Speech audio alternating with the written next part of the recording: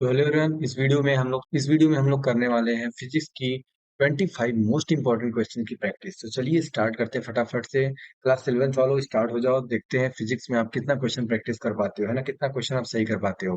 25 question exam के पहले जरूर करके जाइए। वरदान सीरीज आपके लिए बहुत ज्यादा बेनिफिशियल है। आप लोग इसे क्वेश्चंस को देखिएगा और जब एग्जाम में करके आएंगे तब आप देखिएगा बहुत सारे क्वेश्चंस आपको वहीं के देखने के मिलेंगे, है ना। सारे कॉन्सेप्ट जो है बहुत इंपॉर्टेंट है, जो भी क्वेश्चन के अंदर कराए जाते हैं, तो इनको प्लीज करके जाइए। यही सब कॉन्सेप्ट को घुमा फिरा के आते रहते हैं, ठीक है। तो चलिए स्टार्ट करते हैं फटाफट से। क्वेश्चन नंबर 1 हियर आपके स्क्रीन के सामने। The unit of the resistivity, resistivity की यूनिट क्या होती है? ऑप्शंस आपके स्क्रीन के सामने, फटाफट से लगाते चले जाइए। स्क्रीन पॉज कर लीजिएगा, जी हाँ।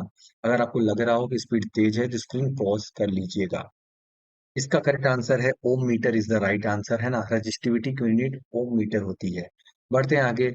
The resistance of a conductor is directly proportional to, जो कंडक्टर होता है, कंडक्टर का रेजिस्टेंस होता है वो किसके प्रोपोर्शनल होता है? आपको ऑप्शंस आपके स्क्रीन के सामने दिख रहे हैं, फटाफट से लगाते चले जाइए, जी हाँ। It's cross sectional area, density, या फिर मेल्टिंग पॉइंट, या फिर लेंथ। सिंपल सा, बहुत आसान इसका आंसर रोयल बाई ये है, जो कि लेंथ। ऐसे देख लीजिए, इसका आंसर आपको स्क्रीन के सामने दिख रहा है। एक्सप्लेनेशन, क्योंकि रेजिस्टेंस जो होता है रो एल बाई ए के होता है ना, इक्वल इक्वल होता है।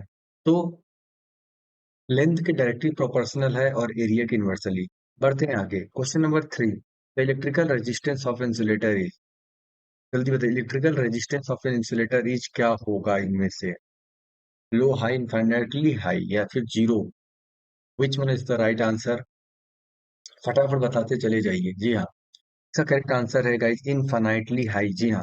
देखिए, अब इनफाइनाइटली हाई होगा तभी तो वो इंसुलेटर बनेगा, अदरवाइज फिर करंट नहीं लग जाएगा। रेजिस्टेंस करना चाहिए ना, करंट को रेजिस्टेंस करेगा तभी तो इंसुलेटर कहलाएगा।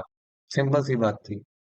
When the electric current is passed, electrons move from, ध्यान से देखिए क्या पूछा है। इलेक्ट्रॉन किस तरफ से मूव करते हैं वो पूछा है। High potential to low potential, low to high, in the direction of current, या फिर against the direction of the current? जल्दी बताइए फटाफट से। इलेक्ट्रॉन्स की बात की जा रही है, तो करेक्ट आंसर, तो गाइस इसका करेक्ट आंसर यहाँ पे आगे देखते हैं, जी हाँ। When the electric current pass, जब भी इलेक्ट्रॉन, देखो इलेक्ट्रिक करंट पास होता है तो इलेक्ट्रॉन कहाँ मूव करते हैं? From the low potential to high potential. The direction of the electron flow is opposite to the direction of current flow. समझ रहे हो? डायरेक्शन ऑफ द इलेक्ट्रॉन, देखो ध्यान से देखो, डायरेक्शन ऑफ करंट अगर इस साइड है तो इलेक्ट्रॉन का इस साइड है। ध्यान से देखो, यहाँ पे निगेटिव टू पॉजिटिव आपको देखने को मिल रहा है, डायरेक्शन ऑफ इलेक्ट्रॉन्स। बढ़ते हैं आगे क्वेश्चन नंबर 5 की तरफ। है ना, current I flows through at resistance R for a time T, the electrical energy spent is given by, जल्दी बताइए, इलेक्ट्रिकल एनर्जी का फॉर्मूला क्या होगा? स्क्रीन पे क्वेश्चन आपको दिख रहा है। इसका correct answer guys I square R T is the right answer. बढ़ते हैं आगे। The unit of electric power में ऑल्सो, इलेक्ट्रिक पावर की यूनिट क्या हो सकती है इसमें से? Volt ampere kilowatt hour, watt second, या जूल सेकेंड? जल्दी जल्दी फटाफट बताते जाइए। इसका correct answer guys volt ampere, जी हाँ। V into I, V I power, है ना, volt into ampere. Question number 7, in optics an object which has the higher refractive index, optics में ऐसे ऑब्जेक्ट को क्या बोलोगे जिसका रिफ्लेक्टिव इंडेक्स हायर है? तो करेक्ट आंसर मैं आपको दिखाने जा रहा हूँ। इसका करेक्ट आंसर है, देखिए, इसका करेक्ट आंसर है ऑप्टिकली डेंसर। ऐसे ऑब्जेक्ट को आप बोलोगे कि वो ऑप्टिकली डेंसर है, समझ रहे हो, कि जिसका डेंसिटी, जिसका हायर रिफ्रैक्टिव इंडेक्स है उसको बोलेंगे ऑप्टिकली डेंसर है। Question number 8, the law of reflection are true for, बताइए लॉ ऑफ रिफ्लेक्शन किसके लिए ट्रू है? द प्लेन मिरर, या फिर कॉनकेव मिरर, कॉन्वेक्स मिरर, या फिर सभी रिफ्लेक्टिंग सरफेसेस के लिए? लॉ ऑफ रिफ्लेक्शन किसके लिए ट्रू है? क्या लगता है आपको? इसका करेक्ट आंसर है ऑल रिफ्लेक्टिंग सरफेसेस के लिए। जितने भी आपको सरफेस दिख रहे होंगे रिफ्लेक्टिंग सरफेसेस, सभी के लिए लॉ वैलिड है ना, universal law of reflection. Question number 9, the unit of refractive index is, the unit of refractive index is metre, degree, dioptre, या नो यूनिट? क्या लगता है आपको? नहीं नहीं, डियोप्टर नहीं होगा। देखिए इसका नो यूनिट है, कोई यूनिट नहीं होती रिफ्रेक्टिव इंडेक्स की। ये रेशियो होता है इसलिए कट जाती है यूनिट इसकी, है ना, कोई यूनिट नहीं बचती। Question number 10, the focal length of the four convex lens, four convex lens, P Q R S दिया हुआ है यहाँ पे। आपको बताना है कि सबसे ज्यादा पावर किसकी होगी पी क्यू आर एस में, सबसे ज्यादा पावर। तो गाइस इसका करेक्ट आंसर है R is the right answer, जिसका फोकल, देखो फोकल लेंथ पावर का क्या है वो है, आप बता दे रहा हूँ, 1/f, है ना। Power is equal to, power is equal to 1/f होता है, ये चीज याद रखिए। तो फोकल लेंथ अगर छोटा होगा तो पावर बड़ा होगा, सिंपल सा आपको दिख रहा है। Question number 11, a magnetic magnified real image is formed by a convex lens when the object rotate, बताइए जल्दी से क्या होगा इसका correct answer. Magnified real image form हो रहा है कन्वेक्स लेंस से जब ऑब्जेक्ट कहाँ पे है, फोकस पे, between F and two F पे, या ए एंड बी। क्या लगता है इसका आंसर क्या होगा, सोचिए जरा। तो correct answer guys between F and two F, वहां पे आपको स्क्रीन पे दिख रहा है। एफ एंड टू एफ पे रखते ही किस तरह से मैग्नीफाइड ऑब्जेक्ट यहाँ पे आपको देखने को मिल रहा है, बड़ा है ना, इमेज बड़ी हो जा रही है। तो इसका करेक्ट आंसर यही है। बढ़ते हैं आगे। Sound waves in in air is an example of, sound wave का इसमें भाई कौन सी वेव है, एक्चुअली साउंड वेव किस प्रकार की वेव्स होती हैं। ऑप्शंस आपके स्क्रीन सामने है, इसका करेक्ट आंसर मैं आपको दिखाने जा रहा हूँ। इसका करेक्ट आंसर है लॉन्गिट्यूडनल वेव। याद रखिएगा लॉन्गिट्यूडनल वेव होती है।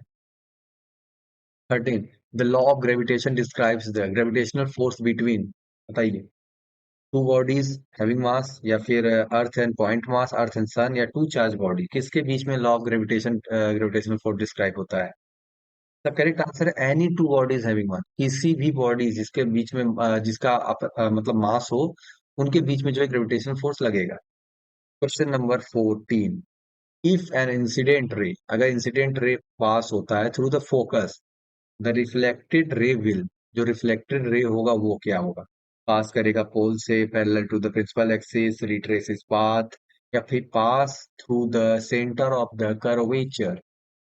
क्या लग रहा है आपको, बनाइए कॉपी में डायग्राम, है ना, फटाफट सॉल्व करिए इसका, ऐसा नहीं कि सिर्फ बैठ के लेट के देख रहे हैं। सुनते रहिए साथ में, खटाखट दिमाग लगाते रहिए। इसका करेक्ट आंसर है B, parallel to the principal axis, principal axis के पैरेलल होगा। आगे बढ़ते हैं। Total internal reflection of the, देखिए 25 में से आप कितना कर पाते हो। Internal reflection of the light is possible जब लाइट इंटर करे कहाँ से कहाँ, water to air, air to water, vacuum to air, या एयर टू ग्लास। क्या लगता है इसका आंसर क्या होगा। Total internal reflection of light कब पॉसिबल हो सकता है। जी हाँ, नहीं नहीं नहीं, एयर टू वाटर नहीं, water to air, air to water, सोच लो जरा एक बार। करेक्ट आंसर है वाटर टू एयर, है ना। पढ़ते हैं आगे, देख लेते आप यहाँ पे देख सकते हो किस प्रकार से जो है वाटर से डेंसर मीडियम से रेयर मीडियम में जा रहा है, फिर वापस से जब ये 90 डिग्री से ज्यादा हो जाए, क्रिटिकल एंगल पे 90 डिग्री है, 90 मतलब नीचे से पानी में से गई रे, और ये जो है वापस से ऐसे मुड़ गई 90 डिग्री पे। लेकिन जब इस प्रकार से एंगल नीचे से और बढ़ा, और वो एंगल ऊपर जो है वापस से पानी में ही घूम के चली गई, समझ रहे हो, थीटा टू को देख रहे हो, थीटा वन थीटा टू को, तो टोटल इंटरनल रिफ्लेक्शन बन गया। लाइट वेव्स, अच्छा इसमें लिखा हुआ है देखो, डायमंड इसी प्रिंसिपल को फॉलो करके बहुत ज्यादा चमकते हैं, डायमंड होता है ना, बहुत तेजी से चमक रहे होते हैं क्योंकि टोटल इंटरनल रिफ्लेक्शन हो रहा होता है। Light travel fastest in the, बताइए, water, vacuum, glass, diamond, light किसमें सबसे ज्यादा तेजी से ट्रेवल करेगा। जी हाँ बिल्कुल, vacuum is the right answer. Speed क्या होती है लाइट की, वो तो पता ही होगा।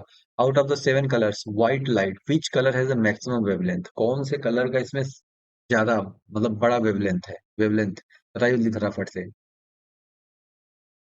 इसका करेक्ट आंसर गाइस रेड, इसलिए मैं दूर से जो है डेंजर का आपने देखा होगा साइन रेड कलर में होता है, वेवलेंथ ज्यादा है, दूर से दिख जाता है। Question number 18, magnetic lines are of force inside current carrying solenoid are, बड़े बड़े ऑप्शंस आपके स्क्रीन के सामने हैं, लगाइए फटाफट से इसका करेक्ट आंसर क्या होगा, फिर मैं बताता हूँ। तो गाइस इसका करेक्ट आंसर मैं आपको दिखाने जा रहा हूँ, रोकिए पॉज करिए, इसका आंसर बताइए। इसका करेक्ट आंसर है parallel inside the solenoid and circular at the end. समझ रहे हो? अब के साथ डायग्राम आपको दिखा दे, समझ जाओगे सर्कुलर किस प्रकार से है और इनसाइड कैसे पैरेलल है आपस में।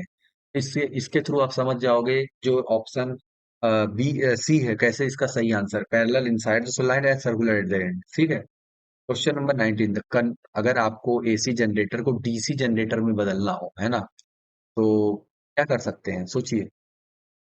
ये बड़े बड़े ऑप्शन फिर आ गए, मुझे फिर छोटा होना पड़ेगा, कोई बात नहीं। जल्दी जल्दी बताइए इसका करेक्ट आंसर क्या है। इसका करेक्ट आंसर है guys, split ring type commutator use करना पड़ेगा। क्या होता है चलिए देख लेते हैं फटाफट से। देखो ध्यान से, यहाँ पे दो जो है मैग्नेट्स लगाए गए हैं, आपको स्क्रीन पे देखने को जो मिल रहे होंगे, है ना। ब्रश लिखा है, स्प्लिट रिंग लगा है जिसके बीच में यहाँ से आपको चीजें घूमती हैं उसकी एक्सिस। ठीक है, तो ये है इसका करेक्ट आंसर, स्प्लिट रिंग होता है। ठीक है। Magnetic effect of the current was discovered by, जल्दी बताइए फटाफट, इसका आंसर तो आपको पता ही होगा। मैग्नेटिक, बोर तो हो ही नहीं सकते। एम्पियर, सोचिए, फराडे और एस्टेड।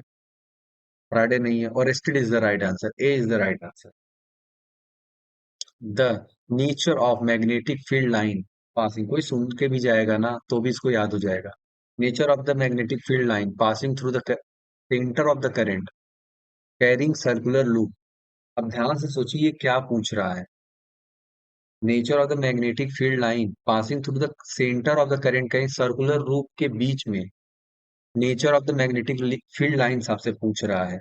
अगर current passing through the centre of the current carrying circular loop, circular रूप में अगर करंट दौड़ रही है, जैसे आपको ये सर्कुलर रूप दिख रहा है ना पूरा, ये आपको मेरा फ्रेम, अगर इसमें करंट दौड़ रही हो तो nature of magnetic field line क्या होंगी। जी हाँ, स्ट्रेट लाइंस होंगी। Which of the following is not a fossil fuel, बताइए। इनमें से इनमें से कौन सा फॉसिल फ्यूल नहीं है। कोल, पेट्रोलियम, नेचुरल गैस या nuclear fuel. The correct answer है गाइस, सोचिए क्या हो सकता है। द करेक्ट आंसर है nuclear fuel is the right answer. ठीक है। अब देखिए बाकी कोल, पेट्रोलियम, नेचुरल गैस सब सब के सब फॉसिल फ्यूल है, न्यूक्लियर फ्यूल नहीं है। ठीक है। 13, rise of the sea water during the high tide is caused by gravitational pull. इसके ग्रेविटेशनल पुल से यहाँ पे हाई टाइड या लो टाइड जो भी है वो देखने को मिलता है। सन, अर्थ, मून, मार्स। बहुत ही आसान है इसका आंसर। अर्थ के सबसे करीब कौन सी बॉडी है, आप सोचिए। जी हाँ, मून। मून के कारण, अगर मून ज्यादा इधर उधर हो जाए तो सोचिए तूफान, बाढ़, ये सब चीजें आ सकती हैं ना। जो होता है ना, टाइड्स, वेव्स, पानी की लहरें बढ़ जाती हैं। Correct answer guys, moon. बढ़ते हैं आगे। Wind is cause due to, wind किसके थ्रू कॉज्ड होता है। Uneven heating of the earth surface या रोटेशन ऑफ द अर्थ या लोकल कंडीशन कारण या ऑल ऑफ दीज है भैया। ऑल ऑफ दीज है, देखते ही तो पहले यही लगा देते हैं। ठीक है, अगर आपकी इच्छा है तो लगा दीजिए, सही आंसर है। तो इसे देखो, ध्यान से देखो तो यहाँ पे सभी चीज समझ में आ रही होंगी कि रोटेशन होता है अर्थ का, उसके कारण भी विंड मूवमेंट हो सकती है।